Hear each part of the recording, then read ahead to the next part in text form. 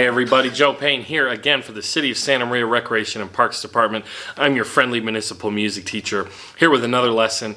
Today I want to go over something that we've kind of gone over before, which is this idea of the 1, 4, and 5 chord in the minor 6. But this time I want to expand it to another key. Okay, so if you go back to previous lessons, I've been focused mostly on the key of C when it comes to guitar. C chord, F chord, G chord, A chord. That's the 1, 4, 5, and 6 chords in the key of C.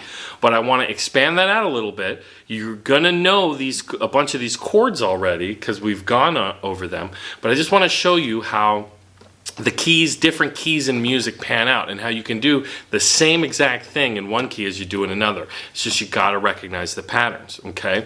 So in the key of C, we have the scale C, D, E, F, G, A, B, and then you're on the 8th note, what we call the octave C, and that's the same note again. So that means C gives us the 1 chord, C. C, D, E, F is the 4 chord, G is the 5, and A is the 6, right? So it sounds like this, 1, 4, 5, 6, as I just said. Now let's just shift it to the key of G. Now, keys are closely related to each other. Certain keys are anyway. And it goes through a procession of fifths. So in the key of C, G is the 5th. So we're going basically to one of C's closest relative keys, and that's the key of G, just up 1/5 from C. And this is kind of interesting. In the key of C, G is the 5th. In the key of G, however, C is the 4th. So if you've already learned a G chord, which you should have from my past lessons, the C chord is the 4 chord. And remember, in the key of C, F is the 4 chord. In the key of G, though, C is the 4 chord. You hear the similarity there? These are the patterns that are in music, okay? So if we think about the key of G really quick, we have the scale. It goes G, A, B, C, D, E, F sharp, G. So again, G, A, B, C, D, E, F sharp, G. So that means the 1 chord is G, like we just did. The 4 chord is C. So what would the 5 chord be? It's the note right after C, that's D.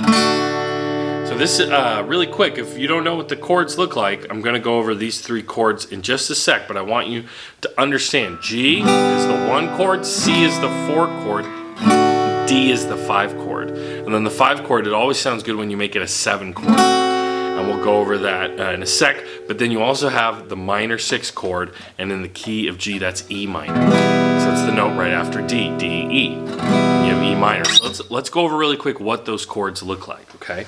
So the G chord can be played with the ring finger on the 3rd fret of the lowest 1st string, that's the E string, middle finger on the 2nd fret of the A string, pinky on the 3rd fret of the E string, like that. So, and the rest of them open. Now, that's not the only way to play G. You can also play G like this, where you put your middle finger on the 3rd fret, pointer finger on the 2nd of the A, and then these two right next to each other on the 3rd fret. You hear a lot of people play G this way. There's nothing wrong with that. I play it a lot of the time this way because it's easier to move to the C chord, which the C chord is the 3rd fret of the A string. You skip the low E string, the 2nd fret of the D, open G, pointer finger on the 1st fret of B, and then open E. That's C. And then the D string, or the D chord rather, starts with an open D string, then 2nd fret with our pointer finger of the G string, the ring finger's on the 3rd fret of the B string, and then the middle finger on the 2nd fret of the last string, the E string. So really quick, if you look at it, these two are both on the 2nd fret of the G and the E, and the ring finger goes in between on the B string, 3rd fret. Now if you want to make it D7, these 2 notes stay the same, but you got to switch your fingers around. Middle finger, then ring finger, so you can get the pointer finger on the 1st fret. That's a D7. It's almost like D, but flipped upside down. I think of it almost like the shape of a triangle. Here's the flat side, here's the point. And if you want a D7, you flip it upside down. And And then E minor is open E, middle finger on the 2nd fret of A, ring finger on the 2nd fret of D, and then open G, open B, open E. So you want to practice moving from G to C, from G to D, or D7 to G.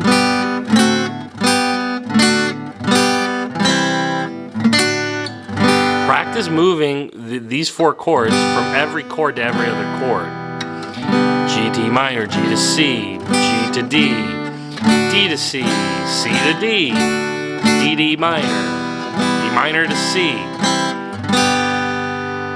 You want to practice all the different permutations of that. You want to move in this grouping. You want to move to every chord from every chord. You want to be comfortable moving from chord to chord at a moment's notice, because you can study songs and study how the chord changes happen in each song, right? But you can also find yourself in a jam circle situation where maybe you're playing and the person says, whatever, such and such song, you've never heard it, key of G. And so you just kind of, oh, okay, and so you follow along. If you can keep your eyes on their hands, or they'll call out chords a lot of the times too. C, oh, C. If you're used to moving your chords back to G, you'll know what to do. And they call out D, okay, D. Back to G, back to G. So there's all kinds of songs that people like to play at jam circles if you're at a music festival or camping or whatever. And a lot of these songs that a lot of people know, whether they're from folk music or popular music, they're going to use these 3 to 4 chords. So again, in the key of C, it was C, F, G, A minor. But we just shifted to a very closely related key, and now those same 4 chords in that relationship are G, C, D, E minor. 1, 4, 5, 6.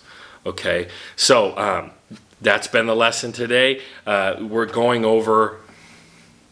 So that's been this other lesson, going over how to play the same stuff in another key and thinking about chords in these groupings of 1, 4, 5, and 6 that comes from the scale. And the scale gives us the chords, and that's why we put these numbers on them. So thanks again for watching, everybody. I've been Joe Payne, here for the Recreation and Parks Department, City of Santa Maria. Thanks again for watching. If you're having trouble with these chords or anything else, go look back at previous videos we've done and have fun learning. Staying safe, wear your mask, wash your hands, social distance, and everything. And thanks again for watching, everybody.